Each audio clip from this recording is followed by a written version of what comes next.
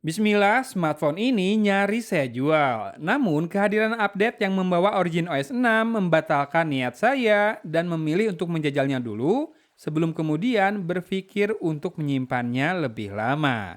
Alasannya, satu persatu akan saya jabarkan di video singkat ini. Tapi jelaslah ya, buat alasan pertama, karena harga beli versus speknya terlalu sulit untuk digantikan. Betul, smartphone baru yang rilis di 2026 nyaris tak mungkin pakai Dimensity 7360 dan storage UFS 3.1 di harga 3 jutaan. FYI, bahkan sebetulnya iQOO Z10R ini berhasil saya tebus di angka 2,5 juta pas promo tanggal kembar di akhir tahun lalu. Ini tentunya harga buat varian terendah ya, 8128 GB. Sedikit gambaran, skor Antutu benchmarknya setara MediaTek Dimensity 7400 dan sedikit di bawah Qualcomm Snapdragon 7S Gen 4. Mungkin skornya terbantu dengan storage-nya yang kenceng, yang mana skor pengujian mandiri untuk storage-nya dapat angka 80 ribuan. Lalu kedua, performa kameranya ternyata nggak kalah jauh dari saudara kembarnya Vivo V60 Lite. Tapi tak termasuk kamera depan ya. Sektor selfie ini nampaknya jadi pembeda antara iQOO dan V-Series dari Vivo. Ini malah bagus karena seandainya Z10R ini mau saya jadikan ponsel pertama buat anak saya, kamera depannya akan meminimalisir niat selfie atau juga rekam-rekam video di depan layarnya. Ya, biar nggak terlalu ngeksis apalagi sampai jadi narsis. Sementara kamera belakangnya saya nilai perform well dalam hal mengukur metering untuk dapat exposure yang pas, ketajaman detail, dan juga depth yang memisahkan objek dari background maupun besaran resolusi dan kestabilan perekaman videonya. Buat HP 3 jutaan dengan fokus di performa, rasanya hasil kameranya juga tidak bisa banyak dikomplain. Mungkin warnanya tidak se-vibrant Vivo punya ya, tapi ingat harga kembarannya itu hampir 2 kali lipat loh. Ketiga, ya faktor kembarannya tadi, membuat smartphone ini terjamin saat butuh aksesoris maupun spare part apabila nanti dibutuhkan. Saya sih alhamdulillah tak punya pengalaman dengan service center Vivo ya sejauh ini, namun kabarnya pelayanan mereka tergolong prima. Keempat, untuk ukuran produk yang khusus dijual online, iQOO ini nggak banyak yang dikompromikan. Selain urusan kamera tadi, Origin OS di Z10R ini tetap dapat fitur interconnectivity dengan Vivo Office Kit. Artinya, bakal enak buat diajak kerja dengan PC maupun Mac, dan belakangan ini saya jadi penikmat fitur screencast maupun transfer file secara wireless antar smartphone dengan MacBook. Dan Vivo Office Kit punya masa depan cerah, meski rasanya masih mengantri di belakang Oculus Connect. Iklan di HP? Maaf, apa itu? Itu mah kebiasaan brand sebelah kali. Sejauh ini di Origin OS yang nggak nemu iklan di aplikasi bawaan, paling hanya notifikasi app suggestion yang bisa kita mute atau juga matikan. Oh ya, bahasan video kali ini cukup singkat ya memang, tapi saya akan lengkapi dengan sampel kamera dari iQOO Z10R ini. Alasannya sudah ada dua HP iQOO lain yang menunggu untuk diuji pakai. Di tengah melambungnya harga-harga smartphone, produk dari iQOO terasa jadi pilihan yang tetap masuk akal untuk dipinang.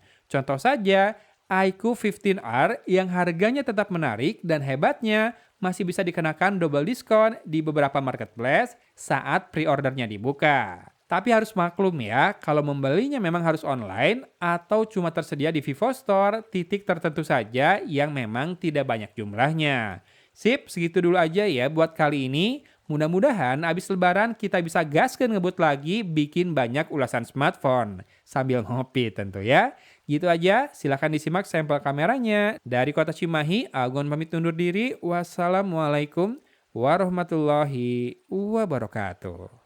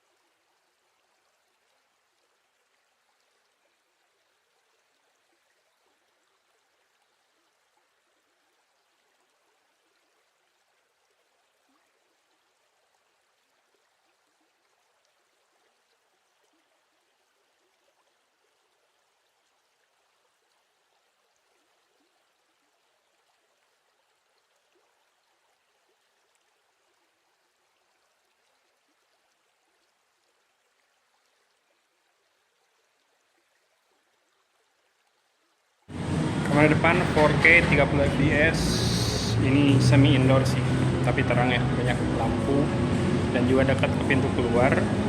Silahkan disimak apakah frame rate-nya turun-turun, audionya gimana juga, back sound-nya apakah kerekam atau tidak.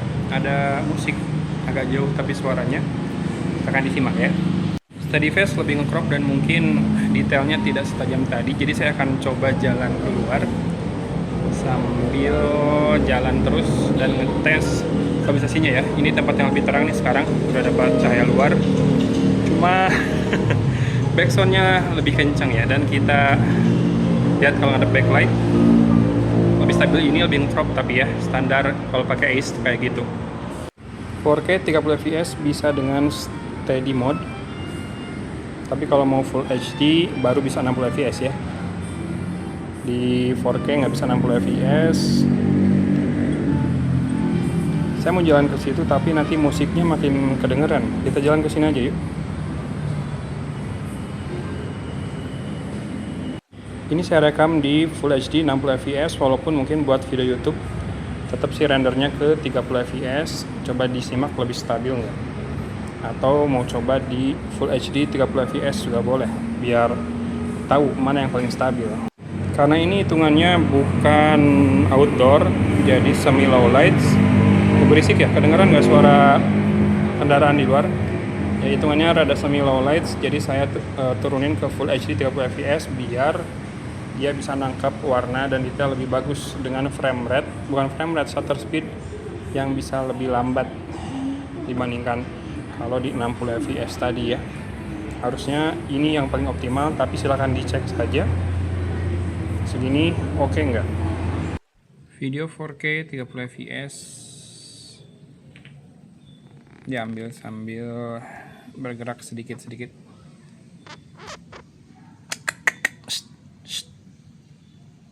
Ya dianya asik sendiri. Kita coba gerakin lagi ke objek yang dekat. Gimana? Kamera depan dengan penstabilan ya, jadi hanya Full HD 30 fps. Yes, tadi pun saya ngecek hasil selfie-nya, memang nampaknya ini sektor yang tidak jadi andalan atau ya bisa dibilang dikorbankan oleh iQOO ya, buat menekan harga dan buat memberi ruang buat Vivo V60 Lite. Kamera depannya B aja, termasuk saat rekam video, warna dan juga saturasinya, exposure-nya terutama ya, meteringnya tidak terlalu baik, tapi kalau dikasih kondisi cahaya ideal sih nggak ada masalah. Tinggal audionya gimana, karena ini tidak ada sound focus atau voice enhancement juga kan. Komen ya.